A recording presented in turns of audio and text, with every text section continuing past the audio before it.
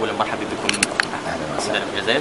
ما هي كلمتكم بمناسبة الزيارة هنا من أجل ماذا؟ من أجل قضية الصحراء الغربية ومناصفة الصحراء. وطبعا الزيارة دي الثانية للجزائر، لكن معرفتي الأولى إن أنا بحضر وأعرف شيء لأول مرة عن القضية الصحراوية.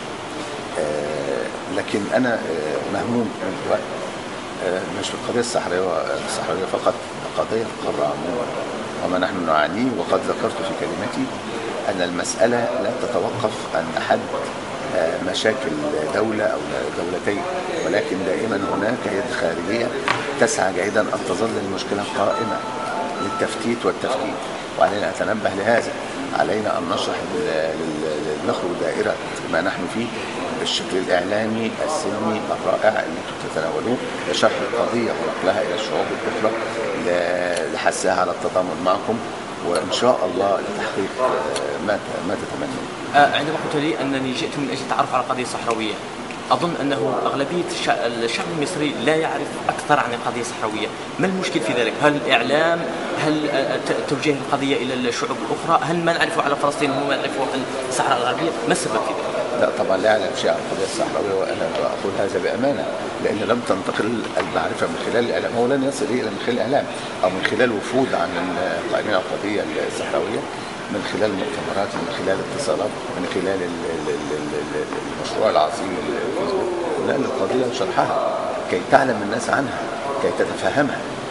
ممكن عندما أعلم القضية أعرف نقاط الضعف فأشير عليك، يجب أن ندعمها كيف على كافة المستويات، هكذا تكون الأمور.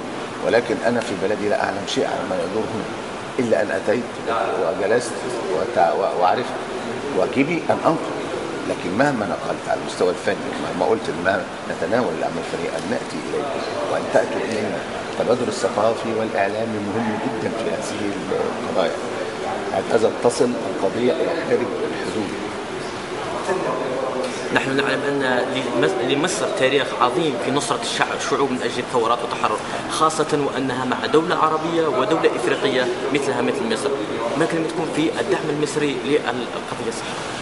أولا ندعو الله أن مصر تتخطى ما تمر به الآن، وثق عندما تصل القضية بوجهها أو بمفهومها الحقيقي إلى مصر، ثق أن مصر شعبا وقيادة تقف، لأنها لا تقبل الظلم ولا تقبل القهر بأي شكل أو آخر. وأنا أتمنى أن أكون على الأقل نقطة في بحر المدافعين عن هذه القضية. مشاريعكم المستقبلية في مجال القضية الصحراوية، هل ستعتزمون زيارة إلى المخيمات؟ أنا عرضت ده حالا مع المنظمين الآخرين، قلت لهم نرتب هذا ونقوم بالزيارة فورا، وأنا أبقى سعيد بهذا. نرتب ده وعلى اتصال دائم وتحت أمرك طبعا. ما الذي يمكن أن يقدمه الممثل القدير في مجال القضية الصحراوية؟ هل هناك مشروع فيلم أو عرض فكرة فيلم؟ طبعا أنا بتكلم عن نفسي كفنان واحد، لكن عندما أنقل القضية لما لا يهتم بها منتج، لما يهتم بها مؤلف يكتب الموضوع تناوله. كما قلت أن مصر تناولت أعمال فنية للمبدعين للجهاديين وتناولتها في أفلام، فلما لا نعرض القضية الصحراوية؟ ولكن دعونا نتعرف أكثر، نقترب أكثر. وأنا قد أمد يدي وأقول أنا مستعد للزيارة، وأن شكلي فات أتحدث عن نفسي الآن على تم الاستعداد أن أقوم بالزيارة وأن أتعرف